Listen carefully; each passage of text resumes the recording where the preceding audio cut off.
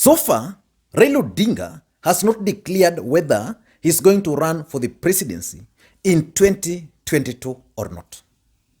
But if you ask majority of Kenyans, they will tell you that the name Raila Odinga will be on the ballot in 2022. And personally, I strongly believe that Raila Odinga has two options which he can pursue. The first option, in my view, is that Raila Odinga can decide to run again for the last time. Because I'm not sure whether Raila Odinga will still have the energy past 2022. So he can decide to run for the last time. Because that's exactly what majority of his supporters still believe in. And the second option is that Raila Odinga can decide to support someone else. And that's why I've always told people that something always tells me that Raila Odinga could actually front Fred Okengo Matiang'i as a presidential candidate in 2022. But whichever option he will go for, the fact will remains that Raila Odinga is already crafting a team for 2022. And that team is considering several options. The first option is that Musalia Mudavadi and Kalonzo Musyoka will be running for 2022. Because Musalia Mudavadi must run for the presidency in 2022 to remain relevant. Kalonzo Musyoka must also run in 2022 to remain relevant. So that's the first option, that if Kalonzo and Musalia Mudavadi will be running, then Raila Odinga must have a separate team across the country which can help him marshal the votes. The second option is that some of either Musalia Mudavadi or Kalonzo Musyoka will join the Deputy President William Samoei Ruto in 2022. So to counter that, Raila Odinga is already crafting a team with all those factors in mind. And I want us to look at this team in details. And at number one on that list is Hassan Joho. Hassan Joho is the current governor for Mombasa. We all know that Hassan Joho is serving his last term as the governor of Mombasa, and therefore he cannot run again in 2022. And if the constitution will be changed to create positions for regional governors, Hassan Joho is expected to run for that position. Basically, Hassan Joho is likely to be the regional governor for the coastal region. But if that will not be included in the constitution, because already it's very unpopular amongst Kenyans, the position of the regional governors is unpopular amongst Kenyans. So if it will not be included in the constitution, which will be birthed through the Building Bridges initiative, then Hassan Joho will still play a key role in the hope of becoming either a deputy prime minister, a prime minister, or a serious cabinet secretary in the next government. So Hassan Joho is on top of that list. And because Hassan Joho has managed already the COVID-19 successfully in his county, the fact is now he's acceptable amongst Kenyans. And Kenyans have been joking that compared to other professors, the D+ guy has performed extraordinarily well. So Hassan Joho is on top of that list. And number two is Wycliffe Oparanya. Wycliffe Oparanya is the governor for Kakamega, also a deputy party leader of ODM party. And Oparanya will be supported to take charge of Western Kenya. We all know that in Western Kenya, if Musalia Mudavadi will be running for the presidency, then it's going to complicate equation for Raila Odinga and for President Uhuru Kenyatta and that alliance. So they'll need someone strong from Western Kenya they need someone strong from Western Kenya to play a key role. And that's how Wycliffe Oparanya is coming into the picture. Already, Ndugu Francis Atwoli is already pushing for Wycliffe Oparanya. So Wycliffe Oparanya is currently the chair of the Council of Governors. And I'm sure he's going to retain that seat. And because of the role he's playing within ODM and the respect he's commanding amongst the leadership from Western Kenya, Oparanya has a upper hand. And again, Oparanya is serving his second term. He's therefore not eligible to run again in 2022. So the expectation is that if there will be no regional government, then Oparanya will jump from being a governor to a cabinet secretary. So that's number two. Number three is Anna Waiguru. Anna Waiguru is a close associate of President Uhuru Muigai Kenyatta. And you all remember that just recently, Waiguru was being impeached from office. But there was an intervention. And by yesterday, the MCs who wanted to impeach Waiguru were actually kneeling down and begging her to forgive them because they were misled. So that's how strong Waiguru is. And Waiguru is projected to be the successor of President Uhuru Muigai Kenyatta.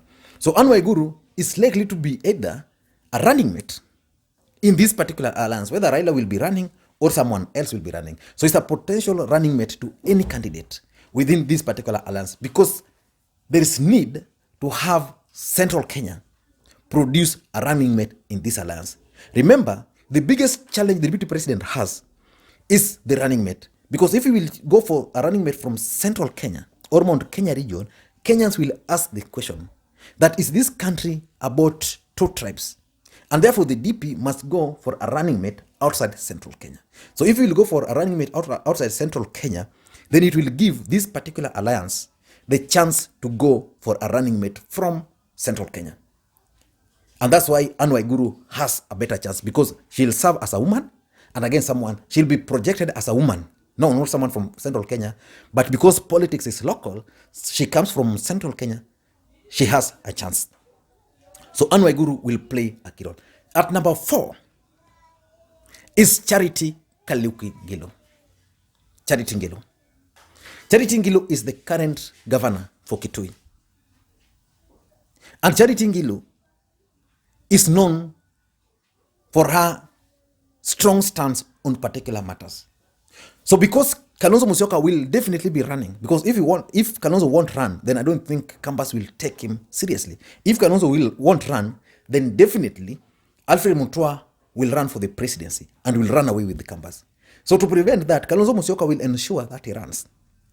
But if Kalonzo Musyoka will be running, then the person to tame Kalonzo Musyoka in a company will be Charity Ngilu.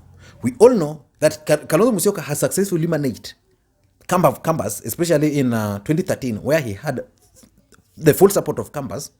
Again in 2008, Kalonzo contested for the presidency, won the Kamba votes. 2013, he supported Raila Odinga, had the Kamba votes. 2017, he supported Raila Odinga, had the Kamba votes. So Kalonzo Musyoka must contest for the presidency this time around, so that the Kambas can feel that at least someone or their vote is not to be auctioned to someone else. So Charity Ngilu will play a key role in Ukambani politics and also at national level, because she already has a name. She's being projected as someone who has delivered. So that's number 4. At number 5 is Peter Munya. Peter Munya is the first governor for Meru. But William Ruto rigged him out in favor of Kiraiti Murungi. But because Peter Munya had a special relationship with Uhuru Kenyatta, he came back as a cabinet secretary. And Peter Munya has always been the face of the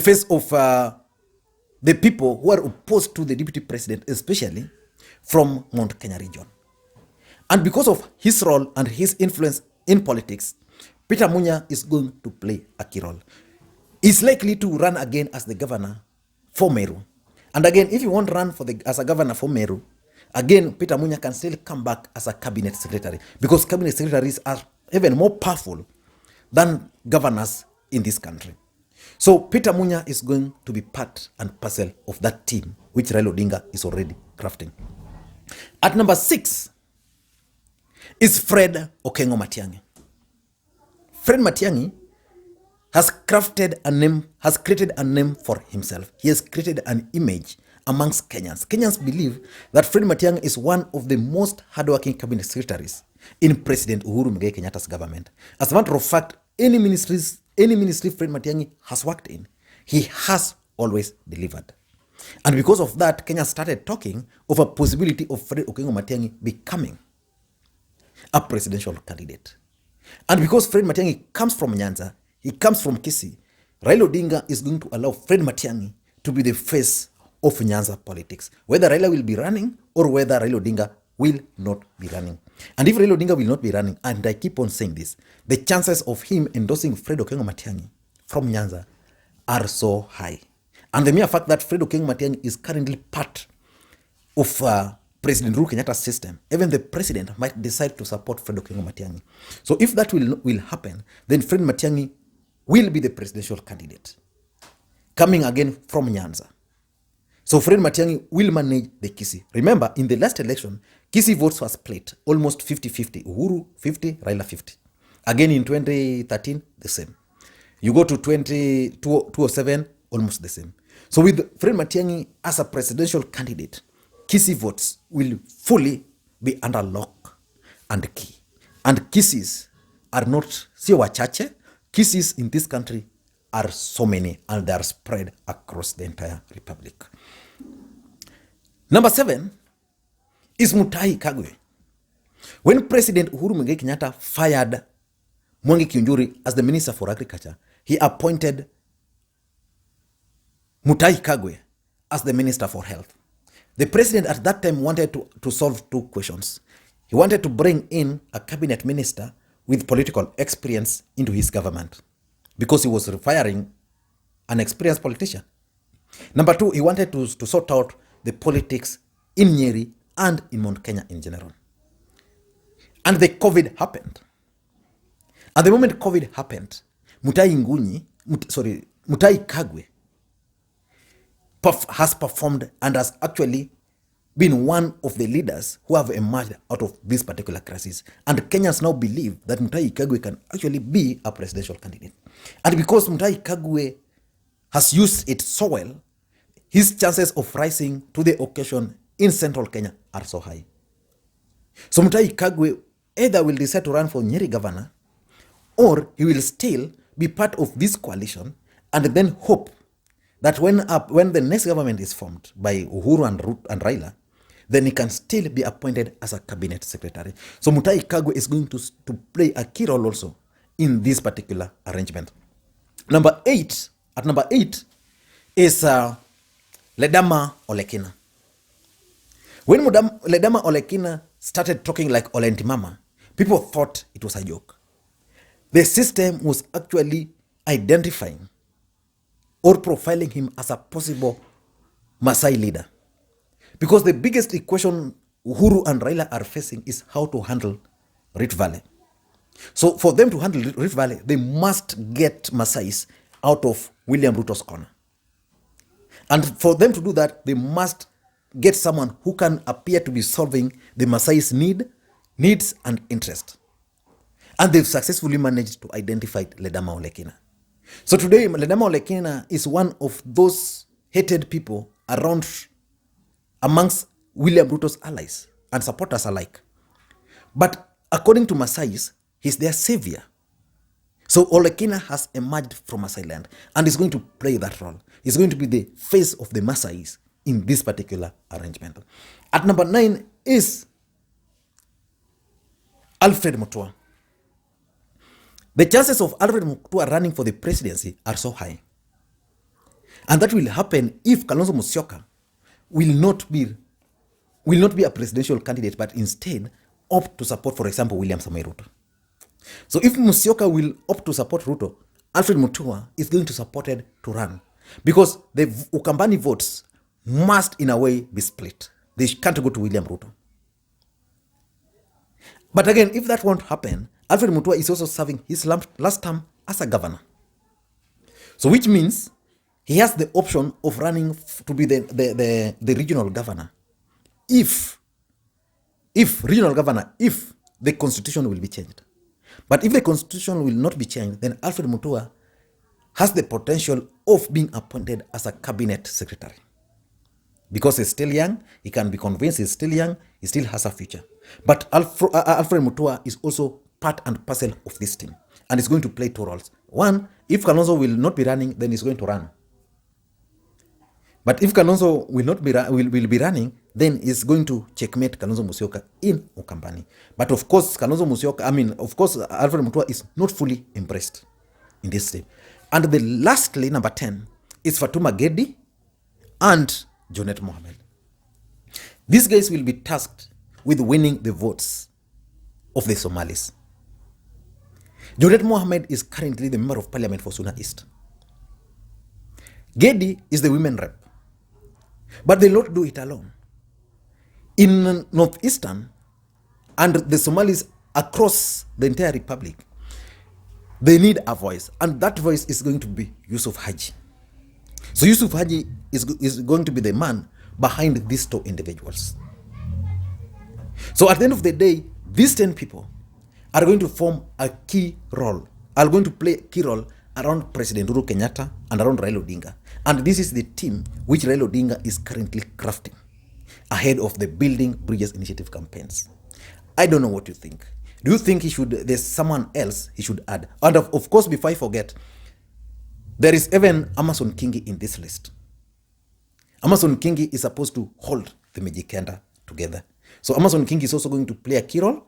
And because there's this idea of regional government and the national government, if regional governments will be there, either Amason Kingi will be allowed to go for the regional government, and then Joho will now be appointed as either a deputy prime minister or a cabinet secretary, whichever will be formed. So I don't know what you think. If there's someone you think I've left, you can put it there. Or if you think someone have exaggerated his importance, then you let me know. Thank you guys, and please, may you have a good day.